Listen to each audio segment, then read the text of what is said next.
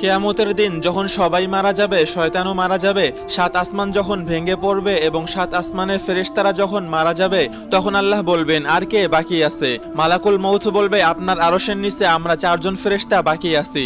আল্লাহ হুকুম দিবেন, জিব্রাইল ও মিকাইলের জান কবজ করো। আল্লাহর আরশ তখন সুপারিশ করবে, জিব্রাইল ও মিকাইলকে বাঁচিয়ে নিন। আল্লাহ বলবেন, আরশের নিচে সবার জন্য মৃত্যু। আর তখন জিব্রাইল ও মিকাইলের মৃত্যু হবে। আল্লাহ তখন জিজ্ঞেস করবে, আর কে বাকি আছে? মালাকুল মউত বলবে, আমি আর ইসরাফিল বাকি আছি। আল্লাহ ইসরাফিলের জান কবজ করার জন্য বলবেন, আর ইসরাফিলের হাত থেকে শিঙ্গা পড়ে যাবে আর আল্লাহর আরশের সাথে মিশে যাবে। আর এমনই ভাবেই হযরত ইসরাফিলের মৃত্যু হবে। তখন আল্লাহ আবার জিজ্ঞেস করবেন, এখন কে বাকি আছে? হযরত আজরাইল আলাইহিস সালাম বলবে, শুধু আমি বাকি আছি। আল্লাহ বলবেন, তুমিও আমার সৃষ্টি, তোমাকেও মরতে হবে, তোমার জান তুমি নিজেই কবজ করো।